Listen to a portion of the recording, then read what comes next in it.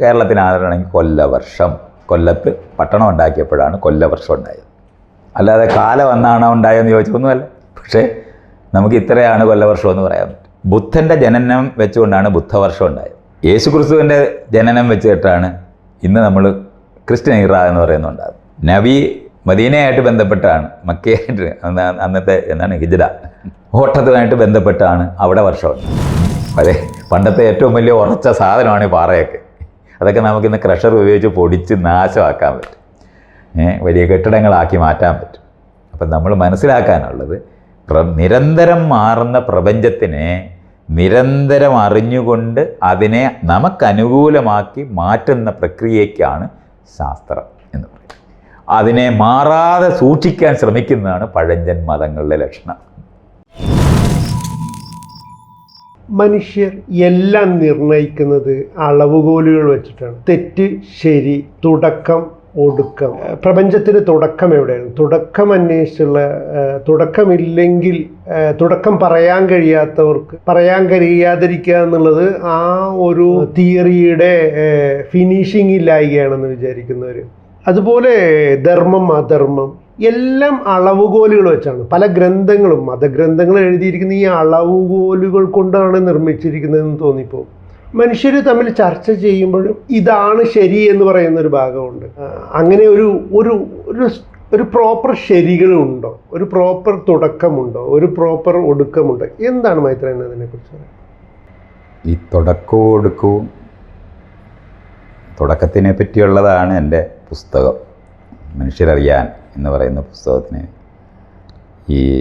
ആ ഒരു പ്രശ്നത്തിനെ എങ്ങനെയാണ് അഡ്രസ്സ് ചെയ്യേണ്ടതെന്ന് പറയുന്നതാണ് ഞാൻ ചെയ്തിട്ടുള്ളത്. ഞാനത് ലോകത്തിനെ ഇന്ന് മനസ്സിലാക്കുന്നത്, പ്രപഞ്ചം ഉള്ളതാണ്. ഉള്ള ഒരു പ്രപഞ്ചം ഇല്ലാതെ ഇരുന്നിട്ടുണ്ടായതല്ല.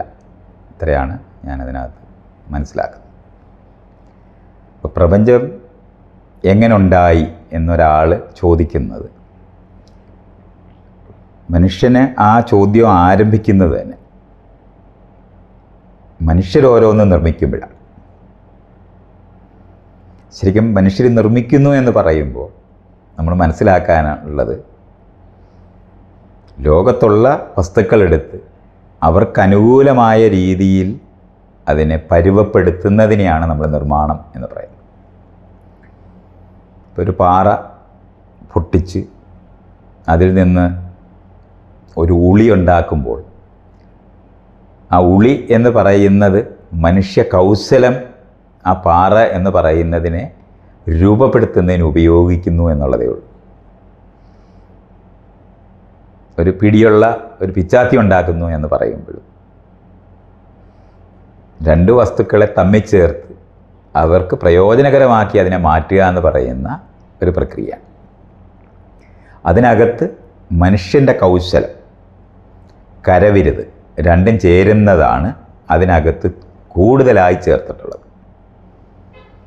അപ്പോൾ ആ കൂടുതലായി ചേർത്തു എന്ന് പറയുമ്പോൾ രൂപമാറ്റം, ട്രാൻസ്ഫോർമേഷൻ എന്ന് ഇംഗ്ലീഷിൽ പറയുന്ന രൂപമാറ്റമാണ് സത്യത്തിൽ അവിടെ ഉള്ളത്.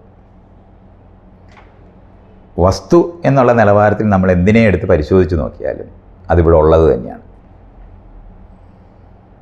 അപ്പോൾ ഉള്ള വസ്തുവിന് രൂപമാറ്റം വരുന്നതിനെയാണ് നമ്മൾ തുടക്കങ്ങളായി മനസ്സിലാക്കുന്നത്. ലോകത്ത് എന്ന് പറഞ്ഞാൽ ലോകത്തിനുള്ളിലും ലോകവും ഉള്ളതാണ്. ആ ഉള്ളതിനെ തുടക്കങ്ങളില്ല. തുടക്കങ്ങൾ മനുഷ്യരുടെ പ്രവർത്തനത്തിൻ്റെ ഭാഗമായി നമ്മൾ ഇടുന്ന ആരംഭങ്ങൾ. രണ്ട് മനുഷ്യർ തമ്മിൽ പരസ്പരം കമ്മ്യൂണിക്കേറ്റ് ചെയ്യുമ്പോഴാണ് നമ്മൾ തുടക്കങ്ങളെപ്പറ്റി പറയുന്നത്. അറിയുന്ന ഒരു പോയിൻ്റ്, അത് മനുഷ്യനായാലും മറ്റ് ജീവികളായാലും അതിനെ മാത്രമാണ് തുടക്കങ്ങൾ ആവശ്യമുള്ളത്. അറിയാനായിട്ട് നമ്മൾ ശ്രമിക്കുമ്പോൾ അളക്കണം. അങ്ങനെയാണ് മനസ്സിലാക്കുന്നത്. ഇപ്പം ഏത് കാര്യവും നമ്മൾ അപ്പുറത്തുനിന്ന് അറിയാനുണ്ട് എന്ന് പറയുമ്പോൾ അറിയാൻ എവിടെയാണോ ശ്രമിക്കുന്നത്, അതൊരു മനുഷ്യനെ പോലും വെച്ചിട്ടല്ല ഞാൻ പറയുന്നത്. അറിയുന്ന ഒരു വശമുണ്ടെങ്കിൽ അതിന് മറുവശമായി അറിയപ്പെടുന്നതെന്ന് വരും. ആ അറിയപ്പെടുന്നതിനെ അറിയാനായി ചെയ്യുന്ന പ്രക്രിയയാണ് അളക്കുക എന്ന് പറയുന്നത്. അളന്നാണ് അറിയുന്നത്. അത് അടിസ്ഥാനപരമായി രണ്ട് അളവുകോലുകളാണ് കാലമെന്നും ദേശമെന്നും നമ്മൾ വിളിക്കുന്നത്. ഒരു എയിൽ നിന്ന് ബിയിലേക്കുള്ള മാറ്റത്തിനെയാണ് നമ്മൾ ആന്തരികമായി ആ മാറ്റത്തിനെ അനുഭവിക്കുമ്പോൾ കാലമെന്നും, ഇന്ദ്രിയങ്ങളിലൂടെ പുറത്തേക്ക് നോക്കി ആ മാറ്റത്തിനെ മനസ്സിലാക്കുമ്പോൾ ദേശമെന്നും വിളിക്കുകയാണ് ചെയ്യുന്നത്. ഇങ്ങനെ നമ്മൾ മനസ്സിലാക്കുകയാണ്. ഇപ്പം ഞാൻ ഈ പറയുന്നത് പോലെ മനസ്സിലാക്കുകയാണെങ്കിൽ തുടക്കങ്ങൾ പ്രപഞ്ചത്തിൽ ഇല്ലാത്തതാണെന്ന് അറിയാൻ ശ്രമിക്കുന്ന ഒരു വശത്തിന്, അതൊരാൾ പോലും അല്ല ഞാനീ പറയുന്നത്, അറിയുക എന്ന് പറയുന്ന പ്രക്രിയയ്ക്കകത്ത് മറുവശമായിട്ടാണ് അളവുകോലുകൾ നിൽക്കുന്നത്. അളവുകോലുകളില്ലാതെ അളക്കാൻ സാധ്യമേ അല്ല. അപ്പോൾ അറിയാൻ ശ്രമിക്കുമ്പോൾ തുടക്കങ്ങൾ ആരംഭിക്കും എന്ന് നമ്മൾ അറിയുകയും വേണം. അപ്പോൾ പ്രപഞ്ചത്തിൽ തുടക്കമുണ്ടോ, പ്രപഞ്ചത്തിന് തുടക്കമുണ്ടോ എന്ന് ചോദിച്ചാൽ ഇല്ലെന്ന് പറയണം. പക്ഷേ അറിയാൻ ആര് ശ്രമിച്ചാലും തുടക്കങ്ങൾ ഉണ്ടാകുകയും ചെയ്യും. അപ്പം മനുഷ്യരെന്നുള്ളതല്ല, അറിയുന്ന മനസ്സെന്ന് അറിയിച്ചുകൂടെ, അറിയുന്ന വശത്തിന് കണിശമായിട്ടും തുടക്കങ്ങൾ അത്യാവശ്യമാണെന്നും അറിയാം. അപ്പം നമ്മൾ രണ്ടുപേരും കൂടെ ഈ വീഡിയോ ആരംഭിക്കണം. അതിനു മുമ്പ് നമ്മൾ രണ്ടുപേരും ഇവിടെ ഉണ്ടാകണം. ഈ സംവിധാനങ്ങൾ മുഴുവൻ ഇവിടെ ഉണ്ടായിരിക്കണം. അതിനകത്താണ് ആ ആരംഭം ഉള്ളത്. ഉള്ളതിൽ മാത്രമേ ആരംഭമുള്ളൂ, ഇല്ലാതിരുന്നിട്ട് ആരംഭിക്കുന്നില്ല എന്ന് മനസ്സിലാക്കണം. ഇതുകൊണ്ടാണ് പ്രപഞ്ചം ഉള്ളതാണെന്ന് മനസ്സിലാക്കുന്നിടത്തോളം പിന്നെ ഇത് എങ്ങനെ ഉണ്ടായെന്നും ഇത് ആരുണ്ടാക്കിയെന്നുള്ള ചോദ്യങ്ങൾ പോലും ഇല്ലാതായി.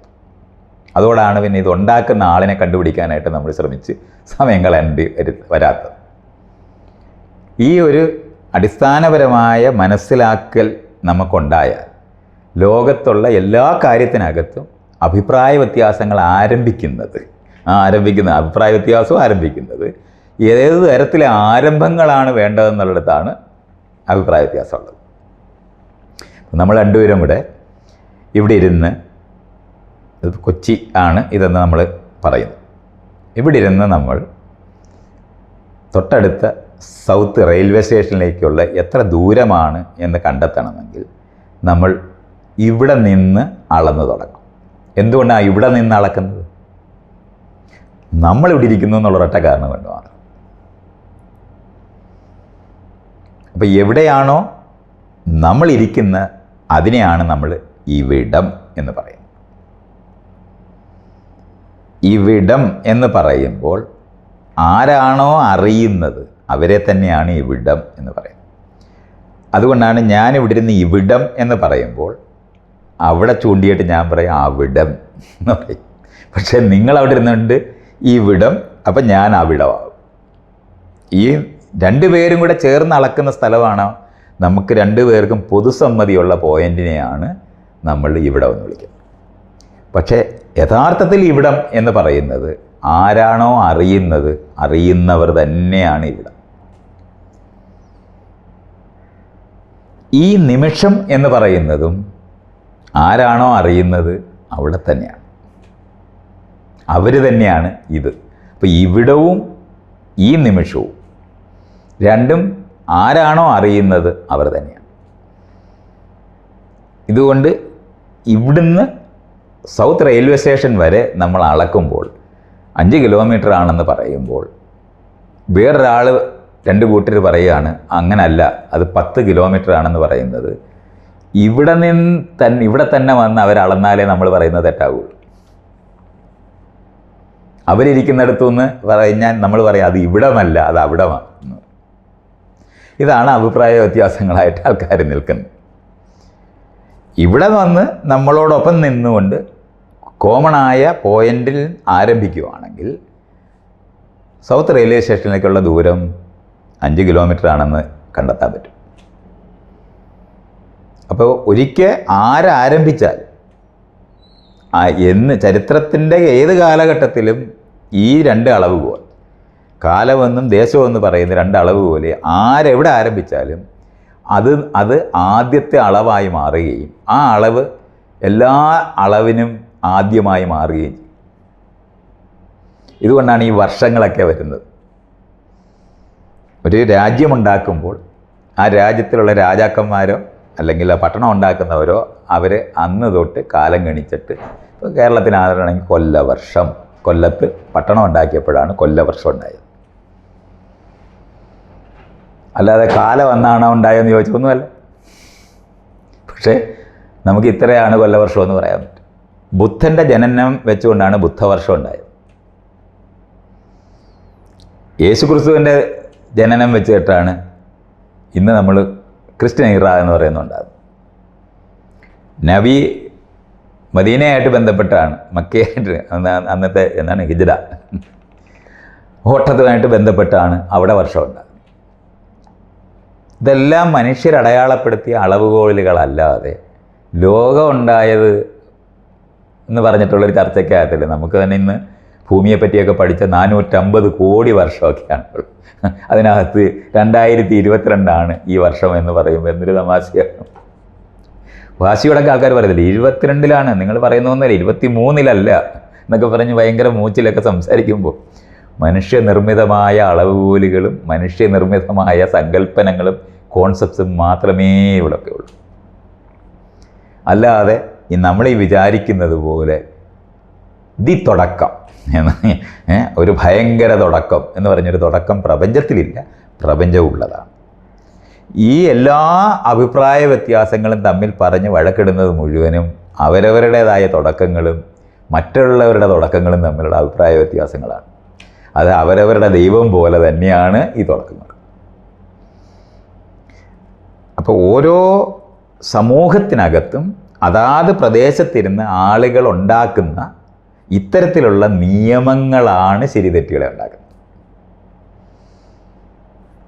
ഇന്ത്യക്കകത്ത് ഇടതുവശത്തൂടെ വണ്ടി ഓടിക്കുന്നത് ശരിയായിരിക്കുമ്പോൾ അമേരിക്കയിൽ വലതുവശത്തൂടെ ഓടിക്കുന്നതാണ് ശരി.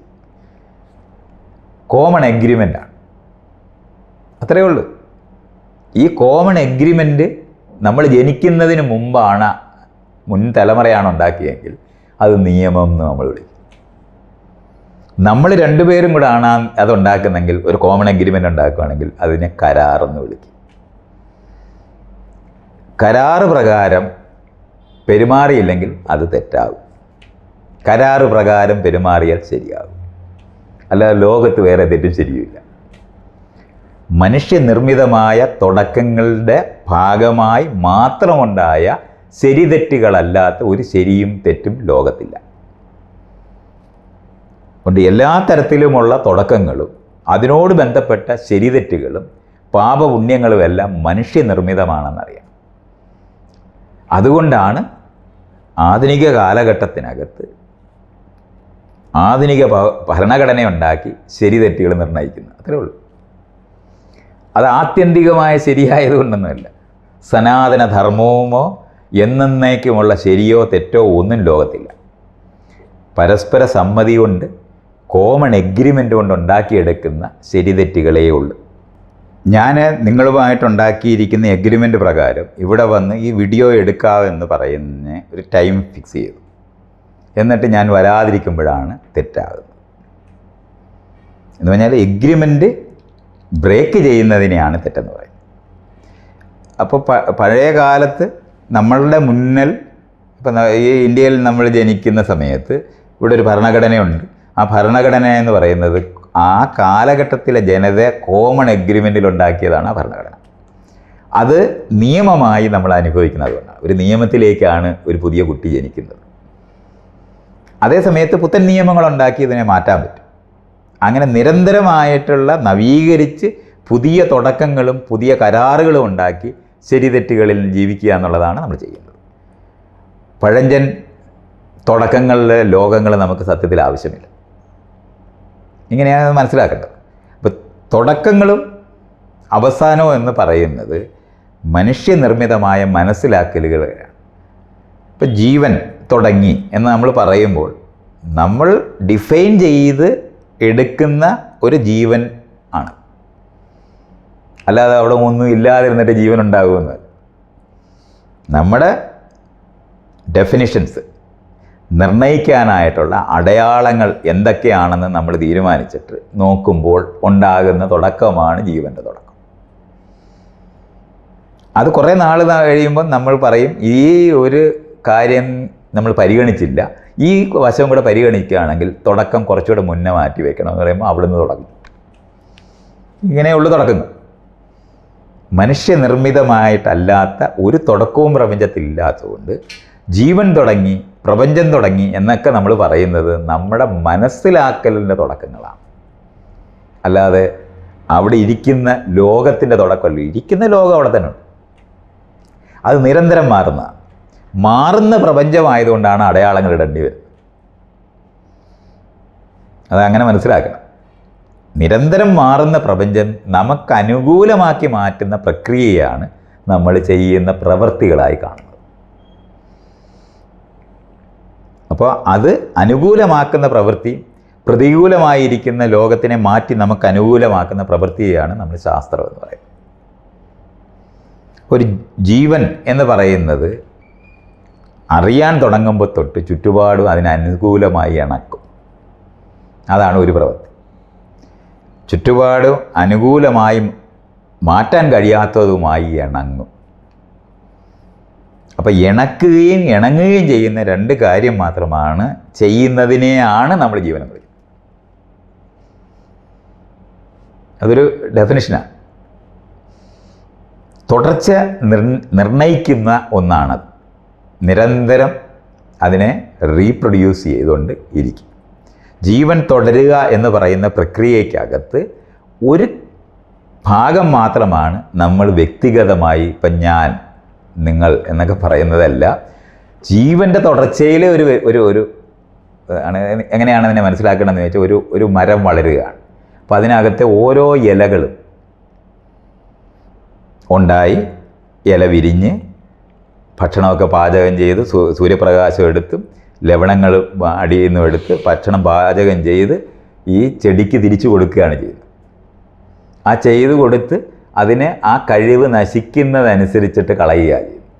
ഇല പൊഴിഞ്ഞു പോകുന്ന പോലെയാണ് നമ്മൾ ഓരോരുത്തരും. ജീവൻ ഇവിടെ തുടരുകയാണ്, അല്ല നമ്മുടെ ജീവൻ പോവുകയല്ല. ജീവനാണ് ഇവിടെ തുടർന്നുകൊണ്ടിരിക്കുന്നത്. ജീവൻ തുടരുന്നതിനകത്തെ ഒരു പാർട്ട് മാത്രമാണ് നമ്മളെല്ലാവരും. നമ്മൾ ഈ കാണുന്ന സകല ജീവനുകളും എന്ന് നമ്മൾ പറയുന്നതല്ല. ജീവൻ്റെ മരത്തിൻ്റെ വളർച്ചയും മാറുകയും ചെയ്യുന്നതാണ്. നമ്മൾ ഏകകോശം എന്ന് നമ്മൾ വിളിക്കുന്നതിൻ്റെ വൈവിധ്യതകളാണ്. കോംപ്ലക്സിറ്റി വർദ്ധിക്കുക എന്നതാണ്. അപ്പോൾ സങ്കീർണമായി വികസിച്ചുകൊണ്ടിരിക്കുന്ന ഒരു പ്രപഞ്ചമാണ് നമ്മൾ അനുഭവിക്കുന്നത്.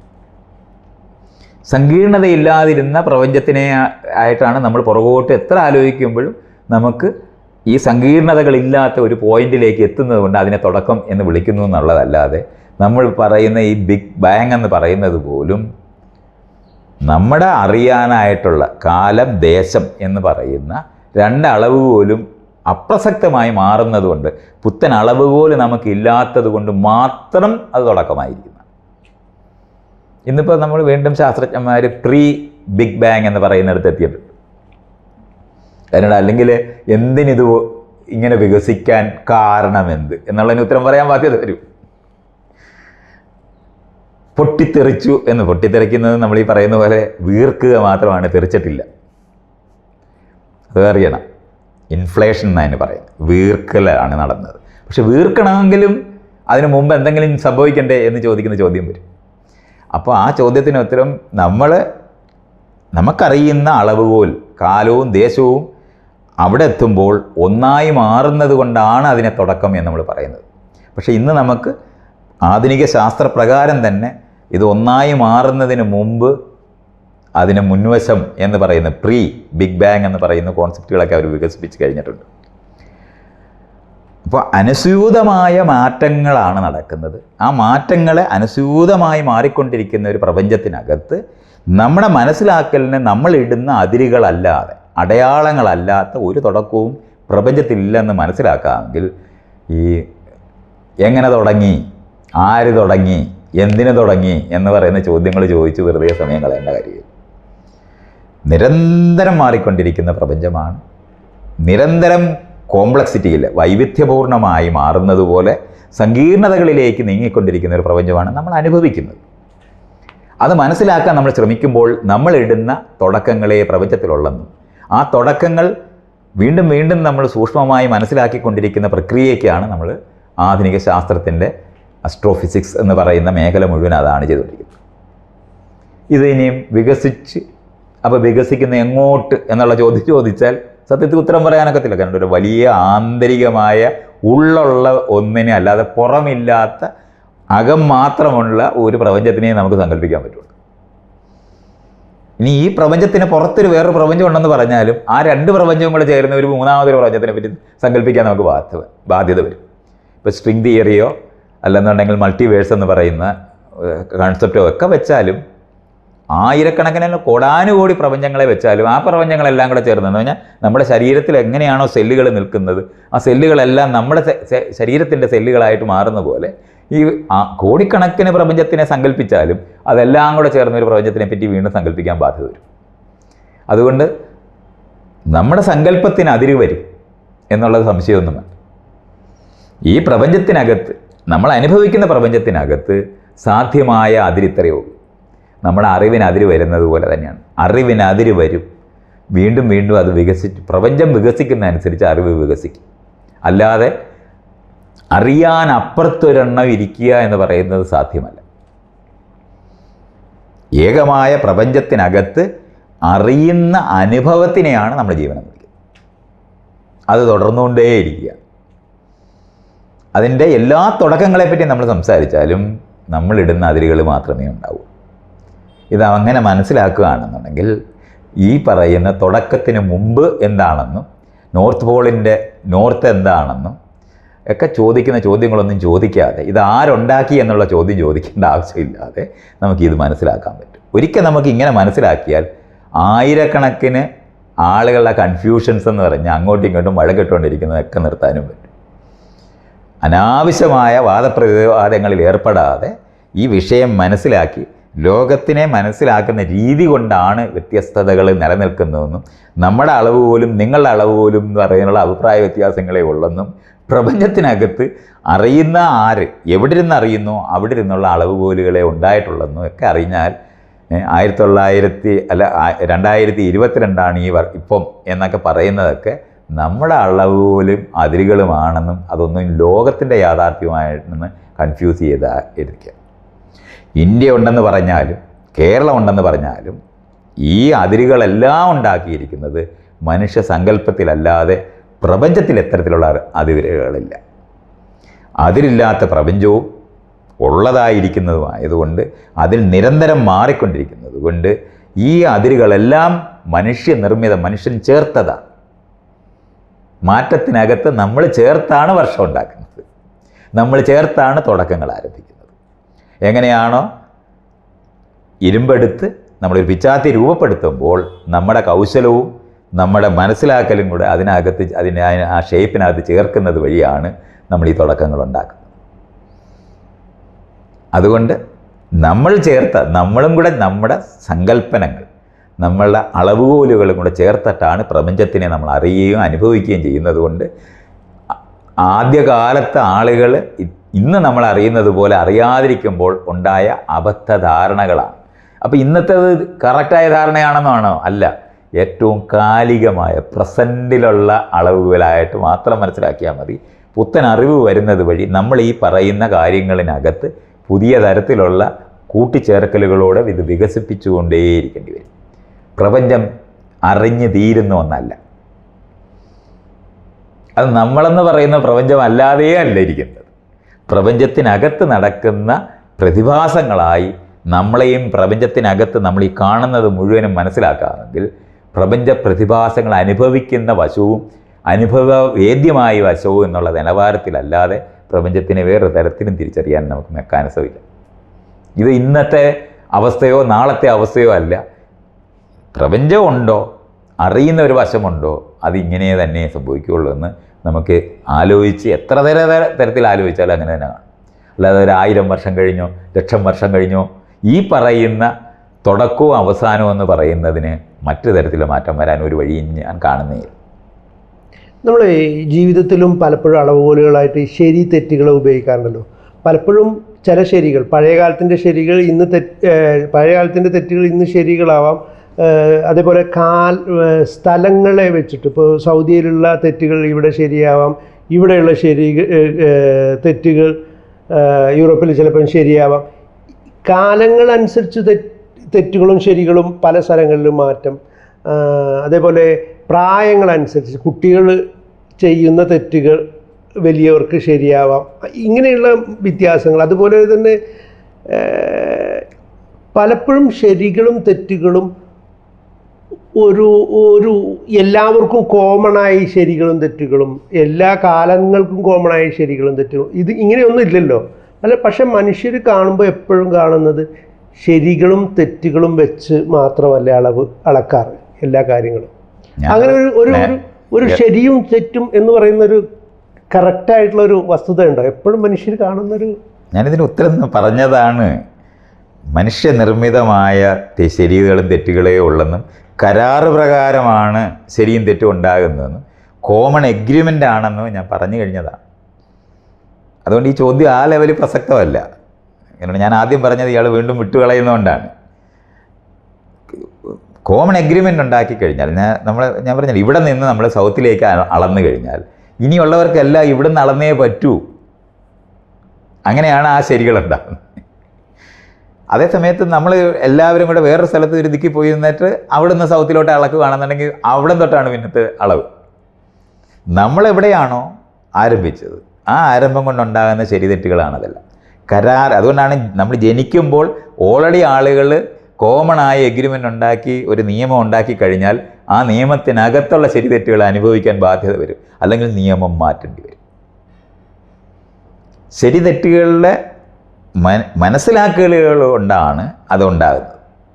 ലോകത്തിനെ മനസ്സിലാക്കാൻ പോകുമ്പോൾ ഇടുന്ന അടയാളം കൊണ്ടുണ്ടാകുന്ന ശരി തെറ്റുകളേ ഉള്ളൂ. കോമൺ എഗ്രിമെൻ്റ് കൊണ്ടാണ് നമ്മൾ ഈ പറയുന്ന ശരി തെറ്റുകളുണ്ടാകുന്നത്. പരസ്പര സമ്മതമില്ലാതെ ശരിയും തെറ്റും നിർണ്ണയിക്കാനേ കഴിയില്ല. പിന്നെ അടിച്ചേൽപ്പിക്കാനാണ്. അത് അടിച്ചേൽപ്പിക്കുകയാണ് നമ്മൾ ഇന്ന് ലോകത്ത് ചെയ്യുന്നത്. പക്ഷേ ഇന്ന് നമുക്ക് ജനാധിപത്യപരമായിട്ട് ആളുകളെ തിരഞ്ഞെടുത്ത് ഈ ശരി തെറ്റുകളെ മാറ്റി പുതിയ ശരി തെറ്റുകൾ ഉണ്ടാക്കണമെന്ന് ആവശ്യപ്പെട്ടിട്ടാണ് നിയമങ്ങൾ ഉണ്ടാക്കിക്കൊണ്ടിരിക്കുന്നത്. പണ്ടങ്ങനെയല്ല. വെളിപാട് വന്നവർ പറയുന്നതാണ്. ദൈവം നേരിട്ട് പറഞ്ഞു വന്നു എന്നൊക്കെ പറയുന്ന തരത്തിലുള്ള ലെജിറ്റിമേഷന് വേണ്ടി പറഞ്ഞുണ്ടാക്കിയ കഥകളല്ലാത്ത ഒന്നും തന്നെ ലോകത്തിൽ. അതുകൊണ്ട് ശരി തെറ്റ് എന്ന് പറയുന്ന ചർച്ച പരസ്പര സമ്മതപ്രകാരം നിങ്ങൾ യോജിച്ചതാണോ എന്ന് ചോദിക്കുന്ന ചോദ്യം കൊണ്ടാണ്. നിങ്ങൾ യോജിച്ചതാണ്, ഞങ്ങളുടെ സമ്മതപ്രകാരമാണ്, ഇൻഫോംഡ് കൺസെൻ്റാണ് ഞങ്ങൾക്കുള്ളത്. അതുകൊണ്ട് അതിൻ്റെ വയലേഷനെയാണ് തെറ്റും ശരിയെന്ന് കാണുന്നത്. ഇപ്പോൾ രണ്ടുപേര് തമ്മിൽ പറയുകയാണ് ഞങ്ങൾ രണ്ടുപേരും കൂടെ ഒന്നിച്ച് ജീവിക്കാൻ തീരുമാനിച്ചിരിക്കുന്നത്. കോമൺ എഗ്രിമെൻ്റ് ഉണ്ടാക്കി നിങ്ങൾ സിഗ്നേറ്ററി, അതിനുകൊണ്ടാണ് നമ്മളൊരു മുദ്രപത്രം അങ്ങനെ കോമണായ ഒരു പ്രതലത്തിനകത്ത് സമ്മതപത്രം എഴുതി വയ്ക്കുന്നതിനാണ്. പറഞ്ഞ വാക്ക് നിലനിർത്താൻ കഴിയാതിരുന്ന കാലത്ത് എഴുതി വെച്ച് രേഖ ഉണ്ടാക്കുന്നതിനാണ്. ഇന്നിപ്പോൾ നമുക്ക് വീഡിയോ ഒക്കെ എടുത്ത് രേഖ ഉണ്ടാക്കാൻ പറ്റും. പണ്ട് പറ്റത്തില്ലായിരുന്നു. അതുകൊണ്ടാണ് മുദ്രപത്രമൊക്കെ ഉണ്ടായത്. അങ്ങനെ പണ്ട് രക്തം കൊണ്ട് എഴുതി വയ്ക്കും. ഇതെല്ലാം ചെയ്തിട്ടാണ് ഈ എഗ്രിമെൻ്റ് ശരിയാക്കുന്നത്. അപ്പം എഗ്രിമെൻ്റ് എന്ന് പറയുന്നത് ഒരു രാജാവ് പറയുകയാണ്, എൻ്റെ ഈ പത്രത്തിൽ എഴുതി ഒപ്പിട്ടാലേ നിങ്ങളുടെ എഗ്രിമെൻറ്റിന് വാലിഡിറ്റി ഉള്ളൂ എന്ന് പറഞ്ഞാൽ, അല്ലെന്നുണ്ടെങ്കിൽ ഞാൻ സമ്മതിക്കത്തില്ല. അങ്ങനെ അയാൾ തരുന്ന പത്രം വാങ്ങണമെങ്കിൽ നമ്മൾ കാശും കൊടുത്ത് മേടിക്കണം. ഈ തരത്തിലുള്ള കോമൺ എഗ്രിമെൻറ്റുകൾ ബലപ്രയോഗത്തിലൂടെ ഉണ്ടാക്കിയെടുത്തതാണ് ഈ മുദ്രപത്രങ്ങളൊക്കെ. അല്ലാതെ അതൊക്കെ ശരിയായതുകൊണ്ടൊന്നുമല്ല.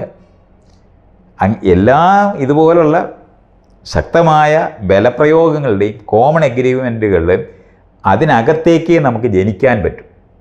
അതിന് മുമ്പ് അതില്ല. അതുകൊണ്ട് അത്തരത്തിലുള്ള ശരിതെറ്റുകൾ ജീവികളുടെ ഇടയിൽ ചർച്ചയ്ക്ക് അകത്ത് ചെയ്ത് അവിടെ നിർണ്ണയിക്കുന്നത് എന്താണ്? ബലങ്ങൾ മാത്രമാണ്, കൗശലങ്ങൾ മാത്രമാണ്, വേറെ ഒന്നുമില്ല. ബലമുള്ള മൃഗം ബലമില്ലാത്തതിനെ കീഴടക്കും, കൗശലമുള്ള മൃഗം കൗശലമില്ലാത്തതിനെ കീഴടക്കും. ഇങ്ങനെയായിരുന്നു ലോകം നിന്നിരുന്നത്. അതിനകത്താണ് ഈ കോമൺ എഗ്രിമെൻ്റ്, മനുഷ്യനിർമ്മിതമായ തുടക്കങ്ങളാണ് നമ്മൾ ഈ കാണുന്നത്. അതിനെ അടിസ്ഥാനപ്പെടുത്തി ഒരിക്കൽ നമ്മൾ എഗ്രി ചെയ്ത് കഴിഞ്ഞാൽ ആ എഗ്രിമെൻ്റ് പ്രകാരമാണ് ശരിയും തെറ്റും ഉണ്ടാകുന്നത്.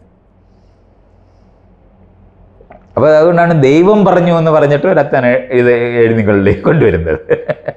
നിയമങ്ങൾ 10 നിയമങ്ങൾ 15 ആയിക്കൂടായിരുന്നോ എന്ന് ചോദിക്കരുതോ, എന്ന് 5 ഉണ്ടാകാൻ.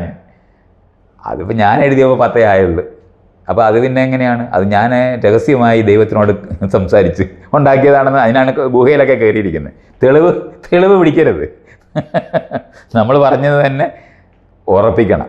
അപ്പോൾ ഗുഹയിൽ പോയിരുന്ന് ആരും കാണാതെ എഴുതി ഉണ്ടാക്കിയ സാധനങ്ങളെ തെളിവായി കൊണ്ടുവരിക ചെയ്യുന്നത്. അല്ലാതെ വേറെ ഒരു രക്ഷയുമില്ല. അല്ലാതെ ഒരു തുടക്കവും ഒരു ശരിയും ഒരു തെറ്റും ഒരിക്കലും ഉണ്ടാക്കാനൊക്കെ പറ്റില്ല. അപ്പോൾ പരസ്പര സമ്മതപ്രകാരം ഉണ്ടാക്കുന്നത്. പറഞ്ഞാൽ അനുസരിച്ചില്ലെങ്കിൽ കൊല്ലും എന്ന് പറയുന്ന ഭീഷണി അങ്ങനെയാണ് വരുന്നത്. അനുസരിപ്പിച്ചാണ് ശരി തെറ്റുകൾ ഉണ്ടാക്കുന്നത്, അല്ലാതില്ല. ലോകത്ത് ശരിയും തെറ്റുമില്ല, ഒരു കാര്യത്തിലുമില്ല. കോമൺ എഗ്രിമെൻ്റ് ഉണ്ടാകുന്ന ശരിയും തെറ്റുമേ ഉള്ളൂ. ഇത്രയും അറിയേണ്ടത്. തുടക്കങ്ങളും അങ്ങനെ തന്നെയാണ്. കോമൺ എഗ്രിമെൻ്റ് കൊണ്ടുണ്ടാകുന്ന തുടക്കങ്ങളേ ഉള്ളൂ. ഇത് രണ്ടുമില്ലാതെ മനുഷ്യർക്ക് ജീവിക്കാൻ പറ്റത്തില്ല എന്നുള്ള യാഥാർത്ഥ്യം. മനുഷ്യൻ എന്ന് പറയുന്ന സംഘജീവിക്ക് തുടക്കങ്ങളും ആവശ്യമാണ്, ശരി തെറ്റുകളും ആവശ്യമാണ്. അത് ആധുനിക രീതിയിൽ ചെയ്യണമെന്നുള്ളത് മാത്രമാണ് നമ്മൾ പറയുന്ന ജനാധിപത്യം. പഴഞ്ചൻ സാധനം വേണ്ട, അത് കാളവണ്ടിയാണ്, ഇന്ന് മോട്ടോർ വാഹനമാണ്, അതുകൊണ്ട് കാളവണ്ടിയുടെ യുക്തികൾ നമുക്ക് വേണ്ട എന്നാണ് ഈ പറയുന്നത്. കറൻ്റാകുക, ആധുനികമാകുക, പ്രസൻ്റാകുക എന്ന് നമ്മൾ പറയുമ്പോൾ കാലികമായി നമ്മൾ ഇപ്പോൾ അനുഭവിച്ചു കൊണ്ടിരിക്കുന്നിടത്ത് വീണ്ടും വീണ്ടും പുനർനിർമ്മിച്ച് നിലനിർത്തുന്ന ശരി തെറ്റുകൾ മാത്രമേ, തുടക്കങ്ങൾ മാത്രമേ ലോകത്തുള്ളൂ. പഴഞ്ചൻ ലോകത്തിട്ട് തിരിച്ചു പോകേണ്ട ആവശ്യം നമുക്കില്ലാത്തത്. കാരണം ലേറ്റസ്റ്റ് വേർഷനാണ് നമ്മുടെ കയ്യിലുള്ളത്. എങ്ങനെയാണോ വിൻഡോസ് 10 ലേറ്റസ്റ്റ് വേർഷനായിരിക്കുന്നത്, അല്ലെന്നുണ്ടെങ്കിൽ ഏറ്റവും ലേറ്റസ്റ്റ് 5G ലേറ്റസ്റ്റ് വേർഷനായിരിക്കുന്നത് പോലെയാണ് നമ്മളെല്ലാം ലേറ്റസ്റ്റ് വേർഷനാണ്. അതുകൊണ്ട് നമുക്കുണ്ടായിരിക്കുന്ന സങ്കീർണമായ അറിവ് ഇതിനു മുമ്പുള്ള തലമുറകൾക്ക് ഒരിക്കലും ഉണ്ടാകത്തില്ല. നമ്മുടെ അറിവ് അപ്രസക്തമായും അടുത്ത തലമുറ വരുമ്പം നമ്മുടെ അറിവ് അപ്രസക്തമാകും. അങ്ങനെ നിരന്തരം മാറ്റത്തിനെ മനസ്സിലാക്കിക്കൊണ്ടിരിക്കുന്ന പ്രക്രിയ തുടർന്നുകൊണ്ടിരിക്കുകയാണ്. ഈ തുടർന്നുകൊണ്ടിരിക്കുന്ന കാര്യത്തിനെയാണ് നമ്മൾ കാലികമായി മനസ്സിലാക്കുന്നത്. അല്ലാതെ ഇത് ഉറപ്പിച്ച് കളയാനൊക്കത്തില്ല. എന്തുറപ്പിച്ചാലും, ഏത് കുറ്റി അടിച്ചു വെച്ചാലും ശരി ഇതാണെന്ന് പറഞ്ഞാൽ അതൊന്നും നിലനിൽക്കത്തില്ല. എത്ര വർഷം കഴിഞ്ഞ് തകർന്നു പോകുന്ന ലോകമേ ഉള്ളൂ. മാറാത്ത പ്രപഞ്ചമല്ല, മാറുന്ന പ്രപഞ്ചമാണ്. ഉറച്ച പാറ ഉറച്ചതാണെന്നും പള്ളി അതിനെ മേളിൽ പണിയാൻ പറ്റുമെന്നൊക്കെ ബൈബിളിൽ പറയുന്നുണ്ടെങ്കിൽ സകല പാറയും പൊടിഞ്ഞ് മണ്ണായി പോകുമെന്നുള്ളത് അറിയണം. അതുകൊണ്ട് ഉറപ്പോടെ ഒരു പള്ളിയും ഒരു പാറപ്പുറത്തും പണിയാനൊക്കത്തില്ല. പണ്ടത്തെ ഏറ്റവും വലിയ ഉറച്ച സാധനമാണ് ഈ പാറയൊക്കെ. അതൊക്കെ നമുക്കിന്ന് ക്രഷർ ഉപയോഗിച്ച് പൊടിച്ച് നാശമാക്കാൻ പറ്റും. വലിയ കെട്ടിടങ്ങളാക്കി മാറ്റാൻ പറ്റും. അപ്പം നമ്മൾ മനസ്സിലാക്കാനുള്ളത്, നിരന്തരം മാറുന്ന പ്രപഞ്ചത്തിനെ നിരന്തരം അറിഞ്ഞുകൊണ്ട് അതിനെ നമുക്കനുകൂലമാക്കി മാറ്റുന്ന പ്രക്രിയയ്ക്കാണ് ശാസ്ത്രം എന്ന് പറയുന്നത്. അതിനെ മാറാതെ സൂക്ഷിക്കാൻ ശ്രമിക്കുന്നതാണ് പഴഞ്ചൻ മതങ്ങളുടെ ലക്ഷണം. അതുകൊണ്ട് മതവിശ്വാസം എന്ന് പറയുന്നത് മാറുന്ന പ്രപഞ്ചത്തിൽ കുടുങ്ങിപ്പോയ പഴയ മനസ്സുകളുടെ ലോകമാണ്.